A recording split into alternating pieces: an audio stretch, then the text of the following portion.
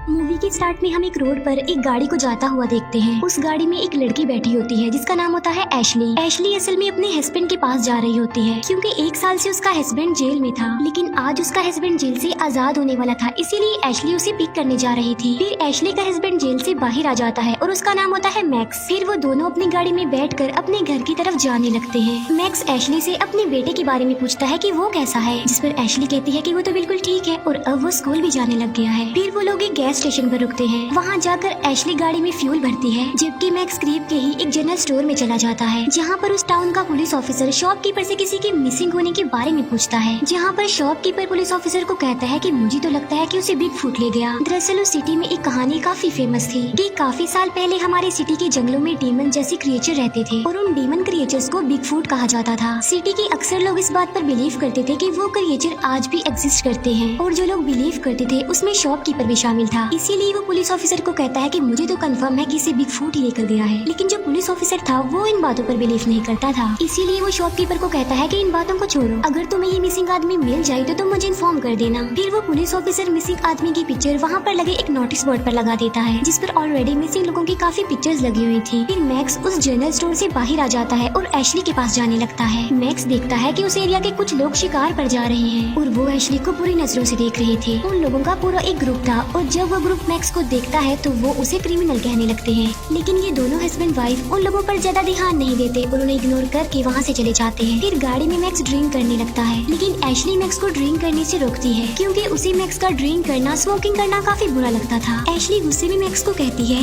कि तुम्हें जेल से आए हुए अभी कितनी देर हुई है कि तुमने स्मोकिंग शुरू कर दी। फिर उन दोनों की इस बात को लेकर बहस हो जाती है। वो लोग बहस करने में इतना ज्यादा बिजी हो जाते हैं कि उन्हें इस बात का तो ख्याल ही नहीं रहता कि उनकी गाड़ी के आगे एक आदमी आ गया है और ये उस आदमी को अपनी गाड़ी से हिट कर देते हैं। दोनों अपनी गाड़ी से बाहर आकर उस आदमी को चेक करने के लिए आगे बढ़ते हैं। तब ये देखते हैं कि वो आदमी इस एक्सीडेंट की वजह से बहुत ज्यादा इंजर्ड हो गया है, उसकी हालत काफी खराब है। उसकी दोनों टांगे बॉडी से अलग होकर कट चुकी हैं और उसकी बॉडी पर काफी गहरे चोट के निशान थे। ऐसा लग रहा था कि जैसे किसी जंगली जानवर ने उस पर अटैक किया हो। उस आदमी की ऐसी हालत देख कर ये सोच रहे थे कि शायद वो मर चुका है, लेकिन तभी वो आदमी मूव करने लगता है। तब एशली जल्दी से पुलिस को कॉल करने के लिए अपनी गाड़ी की तरफ भागती है, लेकिन मैक्स एशली को ऐसा करने से यानी पुलिस को कॉल करने से मना करता है क्योंकि अभी थोड़ी देर पहले ही तो वो जेल से बाहर आया था और इस एक्सीडेंट की वजह से वो बहुत बड़ी मुसीबत में फंस सकते थे। लेकिन एशली उसकी ये बात नहीं मानती और वो पुलिस को कॉल कर देती है। वो पुलिस को कहती है कि हमारी गाड़ी का एक्सीडेंट हो गया है और साथ साथ वो अपनी लोकेशन भी पुलिस को बता देती है। तभी अचानक से मैक्स को जंगल में कुछ दिखाई देता है, लेकिन इससे पहले कि वो समझ पाता कि ये क्या है, कोई उन पर पत्थर मारने लगता है। तब मैक्स और एशली दोनों ही गाड़ी के पीछे जल्दी से छुप जाते हैं, लेकिन जब दोबारा देखने के लिए मैक्स अपना सर बाहर निकालता है तभी एक पत्थर आकर सीधा मैक्स के सर पर लग जाता है, जिससे मैक्स पीछे की तरफ जाकर गिरता है और वहाँ से गिरता गिरता वो रिवर में जाकर गिरता है। तब एशली उसकी हेल्प करने के लिए उसके पास जाती है, लेकिन वो देखती है कि मैक्स तो बेहोश हो गया है। तब एशली मैक्स को बचाने के लिए जल्दी से रिवर में कूद जाती है, लेकिन पानी की लहरें बहुत तेज थी, इसीलिए वो आगे की तरफ चले जाते हैं। लेकिन जब पानी की लहरें कम हो जाती हैं तब एशली मैक्स को लेकर पानी से बाहर आ जाती है, लेकिन मैक्स स्टिल भी होश ही था। फिर एशली मैक्स को इमरजेंसी प्रोसीजर के जरिए होश में लाती है, जिससे मैक्स को होश आ जाती है। अब क्योंकि पानी बहुत ज्यादा ठंडा था और वो काफी देर पानी में ही रहे थे, इसी वजह से उन्हें सर्दी लगने लगती है। दूसरी तरफ हम देखते हैं कि जहाँ पर उस आदमी का एक्सीडेंट हुआ था वहीं पर हम एक डीमन जैसा क्रिएचर देख पाते हैं जो उन लोगों की गाड़ी को धकेल कर रिवर में फेंक देता है और जिस आदमी का एक्सीडेंट हुआ था वो भी मर चुका था और वो डीमन क्रिएचर उस आदमी की डेड बॉडी को अपने साथ ले जाता है। दूसरी तरफ मैक्स और एशली को अभी तक ठंड लग रही थी, लेकिन उन्हें समझ नहीं आ रही थी कि क्या किया जाए। तब एशली मैक्स की लाइटर की मदद से वहाँ पर आग जलाते हैं और बाद में ये लोग अपने कपड़ों को ड्राई करने के लिए करीबी झाड़ियों पर रख देते हैं। फिर दोनों हस्बैंड वाइफ आग के पास बैठ जाते हैं। फिर हम देखते हैं कि वो पुलिस ऑफिसर वापस अपने पुलिस स्टेशन जा रहा है। रास्ते में उस पुलिस ऑफिसर को एक लेडी मिल जाती है जो कि अपने मिसिंग हस्बैंड के बारे में पुलिस ऑफिसर से पूछती है। उस लेडी का हस्बैंड उन्हीं लोगों में इंक्लूड था जो कि वहाँ से गायब हुए थे। अब जाहिर है पुलिस ऑफिसर के पास इस बात का कोई जवाब नहीं था, इसीलिए वो उस लेडी को कहता है कि आप बिल्कुल बेफिक्र हो जाए, बिल्कुल रिलैक्स रहें, हम आपके हस्बैंड को ढूंढ लेंगे एज सून एज पॉसिबल। ये कहकर वो पुलिस ऑफिसर वहाँ से चला जाता है। पुलिस स्टेशन के अंदर एक डेप्यूटी भी था। पुलिस ऑफिसर डेप्यूटी से पूछता है कि क्या आप इन बातों पर बिलीव करते हैं कि कोई बिग फूट होता है, जिस पर वो डेप्यूटी रिप्लाई करता है कि नहीं, ऐसी कोई चीज नहीं होती, लेकिन हम इस बात को फजूल भी नहीं कह सकते, इग्नोर भी नहीं कर सकते। तभी वहाँ पर एक फीमेल पुलिस ऑफिसर आ जाती है। वो पुलिस ऑफिसर को बताती है कि अभी मुझे एक लड़की की कॉल आई थी, वो लड़की बता रही थी कि हमारा एक्सीडेंट हो गया है। ये सुनकर वो पुलिस ऑफिसर जल्दी से उस एक्सीडेंट वाली लोकेशन पर पहुंच जाता है, जहाँ पर वो देखता है कि उन लोगों की गाड़ी तो रिवर में गिरी हुई है, लेकिन गाड़ी को रिवर से बाहर निकालते निकालते उन्हें रात हो जाती है। फिर वो पुलिस ऑफिसर गाड़ी को चेक करता है और उसमें से उसे मैक्स और एशली की पिक्चर्स मिलती हैं। तब वो अपने बाकी पुलिस ऑफिसर्स को कहता है कि इन दोनों के बारे में इंक्वायरी करो, पता लगवाओ इन दोनों का। उधर एशली और मैक्स एक दूसरे से प्रॉमिस करते हैं कि वो कभी भी नहीं लड़ेंगे, एक दूसरे का साथ कभी भी नहीं छोड़ेंगे। वो एक दूसरे के साथ प्यार से रहेंगे और अपने रिलेशन को अच्छा लेकर चलेंगे। नेक्स्ट डे एशली को वही आदमी नजर आता है जिसका उनकी गाड़ी से एक्सीडेंट हुआ था, लेकिन आँख खुलने पर एशली को रियलाइज होता है कि ये उसका सिर्फ एक नाइटमेयर था और कुछ नहीं। लेकिन तभी उन्हें पता चलता है कि जहाँ पर उन्होंने अपने कपड़े ड्राई करने के लिए रखे थे वहाँ से एशली के कपड़े गायब थे, क्योंकि वहाँ पर सिर्फ मैक्स के कपड़े थे, एशली के नहीं थे। तब मैक्स एशली को अपनी टी शर्ट पहना देता है और अब वो रिवर को फॉलो करने का डिसीजन लेते हैं। लेकिन थोड़ी दूरी पर ही जाते ही इन्हें रियलाइज होता है कि आगे कोई भी रास्ता नहीं है, इसीलिए वो आगे बढ़ने के लिए जंगल में से ही गुजरने लगते हैं। लेकिन यहाँ पर हम देख पाते हैं कि कोई इनका काफी देर से पीछा कर रहा था और जो इनको फॉलो कर रहा था उसमें ये एबिलिटी थी कि वो खुद को जंगलों में हाइड कर सकता था और वो खुद को नेचर में इस तरह छुपा लेता था कि उसे ढूंढना तो इम्पॉसिबल था। इसीलिए वो इनके इतना करीब होने के बावजूद भी ये उसे नहीं देख पा रहे थे। और ये कोई और नहीं बल्कि वही डीमन क्रिएचर था जिसे लोग बिग फुट कहते थे। तभी अचानक से इन्हें गोली चलने की आवाज सुनाई देती है, लेकिन चेक करने पर इन्हें पता चलता है कि वहाँ पर वो लोग हैं जो शिकार पर आए थे, जो इन्हें गैस स्टेशन पर भी मिले थे। फिर वो दोनों सोचते हैं कि शायद वो हमारी हेल्प कर दे, इसीलिए वो लोगों के पास जाने का डिसीजन लेते हैं। अब यहाँ पर मैक्स एशली को उन लोगों की नजरों से बचाने के लिए उसे वहीं पर छुपा रहने को बोलता है और उनसे मदद मांगने के लिए मैक्स खुद जाता है उन लोगों के पास। और जब वो लोग मैक्स को देखते हैं तो वो उस पर हंसने लगते हैं। मैक्स उन लोगों को समझाने की काफी कोशिश करता है कि प्लीज मुझे फोन दे दीजिए ताकि मैं हेल्प के लिए किसी को कॉल कर सकूं। वहीं पर उन लोगों के ग्रुप का एक लीडर भी होता है जिसका नाम होता है बीडी। बीडी मैक्स को कहता है कि हमारे पास तो कोई फोन नहीं है क्योंकि जंगल में सिग्नल्स नहीं आते, इसीलिए हम कोई मोबाइल नहीं लाए। लेकिन बीडी के पास एक रेडियो होता है जिस पर मैक्स कहता है कि आप मुझे अपना रेडियो ही दे दीजिए फिर। लेकिन बीडी उसे रेडियो देने से भी इनकार कर देता है। और इवन जब मैक्स उससे ये पूछता है कि आप एटलीस्ट हमें मेन रोड का रास्ता ही बता दीजिए, तो वो मैक्स को ये भी नहीं बताता। एशली जो कि छुपी हुई थी अचानक से उसके पीछे बिग फुट आ जाता है और बिग फुट एशली का बाल काट कर ले जाता है। लेकिन जब एशली टर्न करके देखती है तो वहाँ पर कोई भी नहीं होता क्योंकि बिग फुट वहाँ से जा चुका था तब तक। लेकिन एशली डर जाती है और वो भागते भागते मैक्स के पास आ जाती है। और जब वो ग्रुप के लोग एशली को उस हालत में देखते हैं तो वो उस पर हंसने लगते हैं, उसका मजाक बनाने लगते हैं। लेकिन अब बेडी अपने ग्रुप के लोगों को खामोश रहने को बोलता है और उन दोनों हस्बैंड वाइफ की हेल्प करने के लिए तैयार हो जाता है। वो मैक्स और एशली दोनों को कपड़े देता है। फिर ये सब लोग मिलकर वहाँ से जाने लगते हैं। फिर हम देखते हैं पुलिस ऑफिसर को जो एशली और मैक्स के बारे में सब कुछ पता लगवा चुके थे। लेकिन अब तक पुलिस ऑफिसर को ये बात समझ में नहीं आ रही थी कि आखिर वो लोग गए कहाँ पर हैं, उनके साथ रास्ते में क्या हुआ होगा, क्योंकि इंक्वायरी में उन्हें ये बात पता चली थी कि किसी ने उनकी गाड़ी को धक्का लगा कर रिवर में फेंका था। अब डिप्यूटी को बिग फुट की कहानी पर यकीन आने लगा था। उसका कहना था कि कहीं ये बिग फुट ने तो नहीं किया। लेकिन पुलिस ऑफिसर इस बात को मानने से साफ इनकार करता है। उसका मानना था कि आज के टाइम में कोई बिग फुट कोई क्रिएचर्स नहीं होते। एशली और मैक्स उन लोगों के साथ जा रहे थे, लेकिन रास्ते में ही बीडी फिर से उन लोगों का मजाक बनाने लगता है और बीडी एशली के बारे में गलत वर्ड्स बोलने लगता है। अपनी बीवी के बारे में ऐसी बातें सुनकर मैक्स को बहुत ज्यादा गुस्सा आ जाता है बीडी पर। लेकिन अब क्योंकि ग्रुप के लोग तादाद में काफी ज्यादा थे, इसीलिए मैक्स उन्हें कुछ भी नहीं कहता। तभी ग्रुप के दो लोग उनसे अलग हो जाते हैं। उनमें से एक को ट्री के पास कुछ अजीब सा नजर आता है और वो था बिग फुट। अब क्योंकि बिग फुट ने खुद को जंगल में छुपाया हुआ था, इसीलिए वो उस आदमी को नजर नहीं आ रहा था। तभी एक तीर आकर सीधा उस आदमी के गले के आर पार हो जाता है और वो आदमी वहीं पर ही दम तोड़ देता है। उस आदमी का साथी जब वापस आता है तो वो देखता है कि उसका साथी तो मर चुका है। तभी सडन एक तीर आकर उसके गले में भी लग जाता है। अब ना तो वो बोल सकता था और ना ही हेल्प के लिए चिल्ला सकता था। और तभी बिग फुट उसके सामने आ जाता है। बिग फुट अपने हाथों से उस आदमी की दोनों आंखें ही फोड़ डालता है और बाद में बहुत बुरे तरीके से उसके सर को क्रश कर देता है। तभी उन लोगों का तीसरा साथी उन्हें बुलाने के लिए वहाँ पर आ जाता है, लेकिन उस आदमी को वो दोनों कहीं पर भी नहीं मिलते क्योंकि बिग फुट उनकी डेड बॉडीज को अपने साथ ही ले गया था। और तभी वो भी बिग फुट की आवाज को सुन लेता है, लेकिन जब वो अपने इर्द गिर्द देखता है तो उसे वहाँ पर कोई भी नजर नहीं आता, जिसकी वजह से वो डर जाता है और तेजी से वहाँ से भागने लगता है।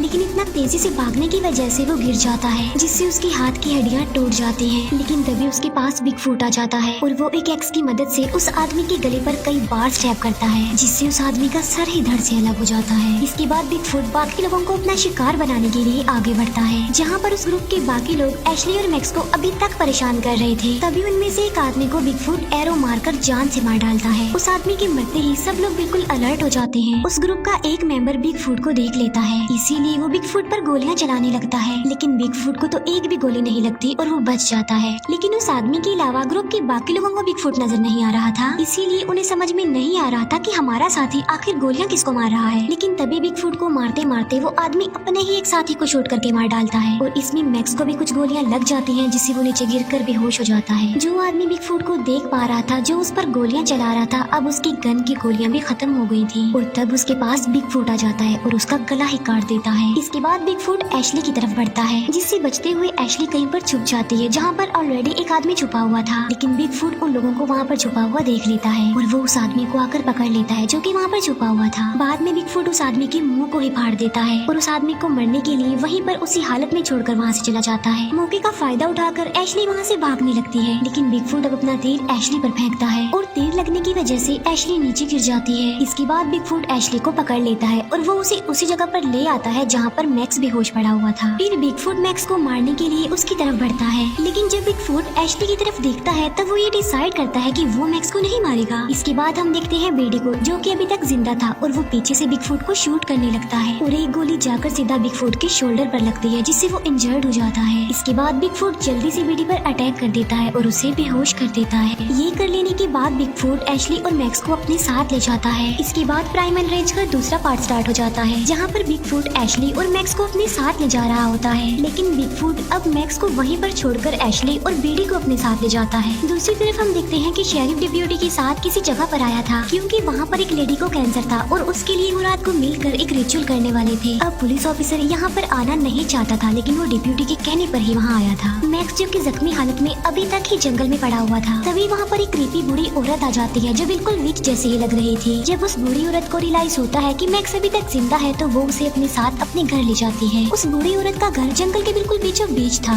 बूढ़ी औरत के घर में अजीब तरह की चीजें थी, जिसमें हड्डियाँ थी, स्पाइडर्स थे, इसके अलावा इंसेक्ट्स और छोटे छोटे जानवरों को बॉटल्स में कैद किया हुआ था। वो बूढ़ी औरत मैक्स का एक डोमेस्टिक ट्रीटमेंट करती है। वो सबसे पहले मैक्स की बॉडी से सारे बुलेट्स निकाल देती है, फिर वो एक चीज खाकर मैक्स की जख्मों पर थूक देती है, फिर वो एक मिक्सचर को मैक्स की जख्मों पर लगाती है। बाद में वो मैक्स की जख्मों को स्टिचेस लगा देती है। दूसरी तरफ एशली को जब होश आती है तो वो खुद को बिग फूट की केव में बंधा हुआ पाती है। वहीं पर उसे अपने साथ बेडी भी नजर आता है। इसके अलावा वहाँ पर बहुत सारे स्केलेटन्स और बेडी के ग्रुप के लोग भी थे। तभी वहाँ पर बिग फूट आ जाता है और वो एक काफी बड़ी नाइफ से बेडी को मार डालता है और बाद में उसकी बॉडी के पार्ट्स निकाल लेता है। इसके बाद बिग फूट बढ़ता है एशली की तरफ और वो एशली के साथ जबरदस्ती कर देता है। दूसरी तरफ हम पुलिस ऑफिसर को देखते हैं जो बाकी लोगों के साथ उस रिचुअल में बैठ गए थे। रिचुअल में सब लोग एक एक करके एक उनका बनाया गया ड्रिंक पीने लगते हैं। अब ना चाहते हुए भी पुलिस ऑफिसर को वो ड्रिंक पीना पड़ता है। फिर वो लोग अपने ट्रेडिशन के मुताबिक सिंगिंग करने लगते हैं और थोड़ी देर में उस ड्रिंक को पीने की वजह से पुलिस ऑफिसर की तबीयत खराब होने लगती है। पुलिस ऑफिसर को कुछ अजीब ही फील हो रहा था और फिर उसे विजन्स आने लगते हैं। सारे विजन्स काफी अजीब थे। पुलिस ऑफिसर को डेप्यूटी की शक्ल काफी डरावनी लग रही थी, लेकिन डेप्यूटी की शक्ल फिर एकदम से ठीक भी हो जाती है और जो लोग वहाँ पर ट्रेडिशन का कॉस्ट्यूम पहनकर डांस कर रहे थे, पुलिस ऑफिसर को उनमें से एक बिग फूट जैसा लग रहा था। फिर पुलिस ऑफिसर देखता है कि जो आदमी ये रिचुअल कर रहा है वो उस लेडी जिसे कैंसर है उसे लिटा कर वो उसके पेट को काट देता है और उसका कैंसर ठीक कर देता है। और हैरान कर देने वाली बात तो ये है कि उस लेडी को जरा भी पेन नहीं होती।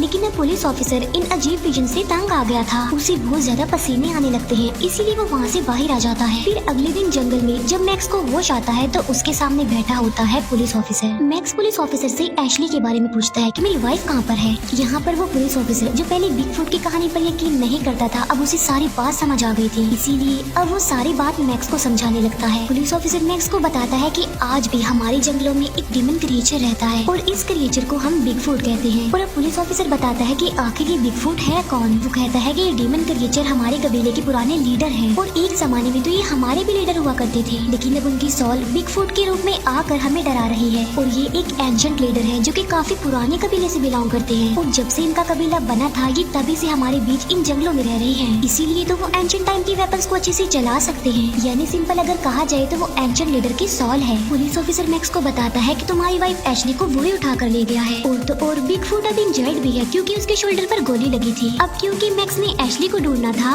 और पुलिस ऑफिसर ने बिग फूट को मारना था, इसीलिए वो जंगल में जाने का डिसाइड करते हैं। क्योंकि बिग फूट इंजर्ड था और कमजोर था, इसीलिए उसे मारने का मौका इससे अच्छा उन्हें नहीं मिल सकता था। लेकिन वो लोग ये बात जानते थे कि बिग फूट इंसानों की बॉडी और बुलेट्स को स्मेल कर सकता है, जिससे बिग फूट को ये बात पता चल जाएगी कि ये लोग वहाँ पर आए हैं। फिर वो लोग अपने साथ कुछ पुराने वेपन्स लेकर जाते हैं, साथ साथ वो एक लिक्विड को भी अपनी पूरी बॉडी पर लगा लेते हैं ताकि बिग फूट उनको स्मेल न कर सके। पुलिस ऑफिसर जाते जाते अपने साथ एक गन भी ले लेता है।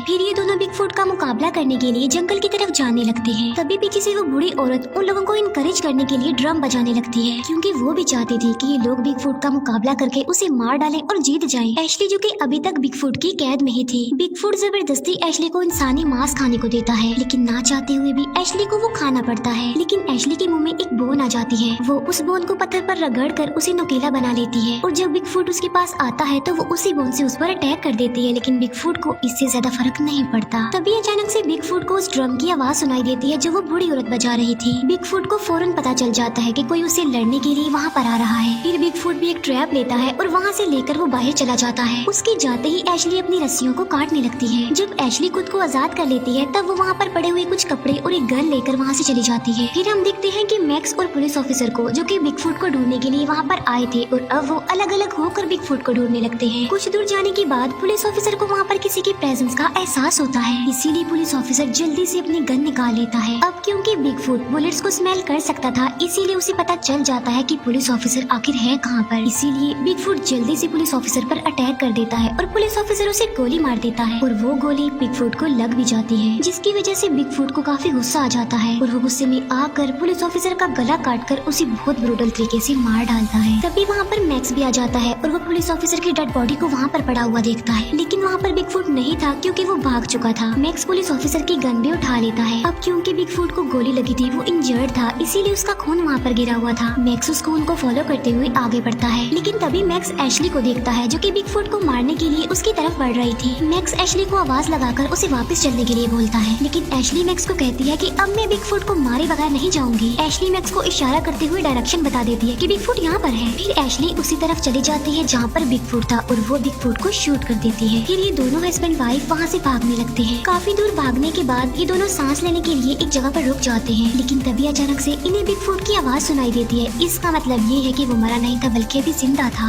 मैक्स डिसाइड करता है कि वो यहाँ पर रुककर बिग फूट का मुकाबला करेगा, उसे लड़ेगा, उसे मार डालेगा, ताकि इसी दौरान एशली को मौका मिल जाए और वो यहाँ से भागकर मेन रोड तक चली जाए। एशली वहाँ से जाना नहीं चाहती थी मैक्स को अकेला छोड़कर, लेकिन मैक्स फिर भी उसे किसी तरह भेज देता है। फिर वो दोनों एक दूसरे को गुड बाय कहते हैं और अब एशली वहाँ से चली जाती है। इसके बाद मैक्स जाता है बिग फूट के पास और उस पर फायरिंग करने लगता है, लेकिन बिग फूट को उसका असर नहीं होता। बिग फूट जो कि अब काफी इंजर्ड भी था और काफी कमजोर भी फील कर रहा था, लेकिन अभी भी वो बहुत पावरफुल था। उसे मारना, उसे हराना इतना आसान नहीं था। यहाँ पर बिग फूट जल्दी से भागते हुए मैक्स के पास आ जाता है और वो मैक्स की गर्दन पकड़कर उसे ऊपर की तरफ कर देता है, लेकिन तभी मैक्स एक नाइफ से बिग फूट पर अटैक कर देता है, जिससे बिग फूट को दर्द होती है और वो मैक्स को छोड़ भी देता है। तभी मैक्स एक वुडन टॉप को उठाकर वहाँ से भाग जाता है, लेकिन बदकिस्मती से उसका पैर बिग फूट के लगाए गए ट्रैप में आ जाता है, और यहाँ पर बिग फूट एक बार फिर से आकर मैक्स को पकड़ लेता है। लेकिन मैक्स अब उस टूटे हुए वुडन टॉप से बार बार बिग फूट को मारता रहता है, जिससे अब फाइनली बिग फूट की मौत हो जाती है। लेकिन मैक्स को अभी भी यकीन नहीं आ रहा था कि बिग फूट मर चुका है। उसे तो यही लग रहा था कि बिग फूट कहीं दोबारा जिंदा ना हो जाए, इसीलिए वो एक बड़े से पत्थर को उठाकर बिग फूट के सर पर मारता है, जिससे बिग फूट का सर क्रश हो जाता है। एशली बिल्कुल सही सलामत होती है और मेन रोड तक पहुंच जाती है। मैक्स जो कि काफी थक गया था, इसीलिए वो वहीं पर ही बैठ जाता है, लेकिन जैसे ही मैक्स वहाँ से उठकर जाने लगता है, 2 तीर उसे आकर लग जाते हैं और उसके आसपास हमें बहुत सारे बिग फूट्स देखने को मिलते हैं। इसका मतलब ये है कि वहाँ पर कोई एक बिग फूट नहीं था, बल्कि वहाँ पर बहुत सारे बिग फूट्स थे।